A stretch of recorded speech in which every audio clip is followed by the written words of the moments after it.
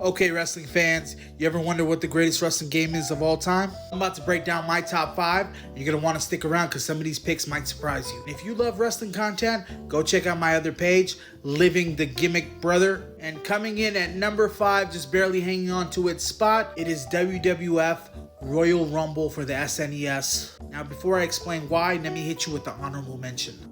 This could have easily taken this spot. It is WWF WrestleMania Arcade. It came out in 1995. This game was absolutely insane. Over the top arcade style, the crazy combos, those ridiculous special moves. Like, come on, The Undertaker literally shot ghosts at people. The roster was stacked too. Shawn Michaels, Bret Hart, and even Doink the Clown. It was made by Midway, the same people that made Mortal Kombat.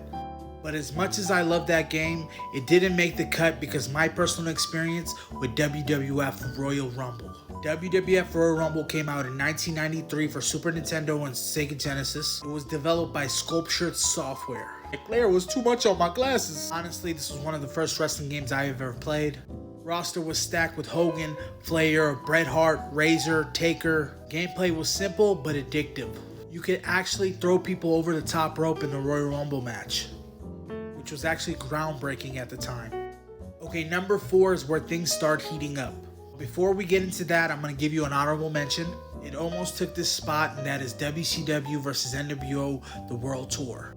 The gameplay was smooth and that grappling system was revolutionary. But the reason it didn't make the list is because this one that did make the list was actually a better version of it, and that's WCW NWO Revenge. It took everything World Tour did and made it better. WCW NWO Revenge 1998 was basically World Tour on steroids. It had Goldberg, it had the fresh off Bret Hart off the Montreal Screwjob. They had licensed pay-per-view arenas like Halloween Havoc and Starrcade. The intro music and the presentation was just next level. It's like you stepped into a WCW broadcasting. Gameplay was tighter, the graphics were better. They even had WCW championships you could win and walk out with for the first time. But what made Revenge so special that it went toe-to-toe with No Mercy. Now we're cracking the top 3. This is where we're getting to legendary territory. Honorable mentions for number 3 is WWF Raw 1 and 2 for the Xbox, where you get to create your own entrance, and as well as WWF Here Comes the Pain. I know a lot of you folks are like, wait a minute, this should be in the top 2. I didn't have WWF Here Comes the Pain. I did play it at the homie's house sometimes, but the number 3 spot is the game I did have. It is WWF SmackDown Shut Your Mouth.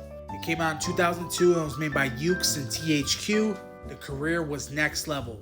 First time you could walk around backstage, go to Times Square, and interact with other wrestlers. The graphics were solid. The gameplay was fast and fluid. The roster was incredible too.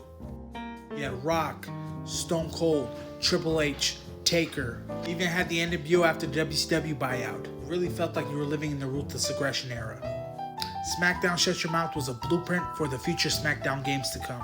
And at number 2, this was actually almost number 1, but let me get into the honorable mention. That is WrestleMania 2000 for the N64. That game was a banger, and the black cartridge is legendary, iconic. But my actual number 2, which is a better version of this, is WWF No Mercy. And I know what you're thinking, why is this not number 1? Stick around and find out. Developed by AKI Corporation and published by THQ. It took everything WrestleMania 2000 did and cranked it up to 11. The Creator Wrestle mode was insane. You could deck your character out with custom moves, entrances, clothes. You could even be a special guest referee. But what makes WWF No Mercy one of the greatest of all time? It's the memories. It was before online gaming. This was back when your cousins, your brothers, your friends all crowded in front of a small TV that was not flat screen, straight up trash talk for hours. I'm the best boy, at me. You spent half the day creating your guy and the other half of the day trying to win the title. And if you lost, oh, we're running it back. And if you got injured, better believe the next match you're wearing bandages and you're hurt. The craziest part, this game had a second life to it.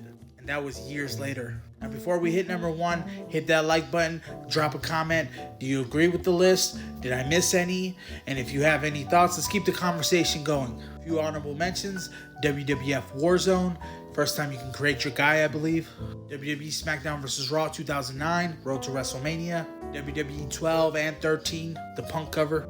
Now, I'm not a huge fan of 2K, but some of those universe modes were dope. Last honorable mention is WWE SmackDown vs. Raw 2006, the first GM mode.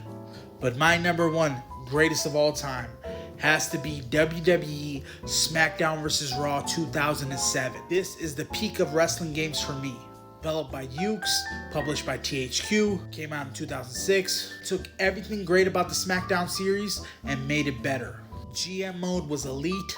Career mode was crazy. If you're playing on the console or you're playing on the PSP, GM mode was elite with 2 or 3 of your boys against 2 or 3 of your other boys and see who's going to win. SmackDown always won. I lost a lot of days to this game. Let me know if you agree. Hit the comments. Tell me what you want to see me rank next. As always, Bok Choy out.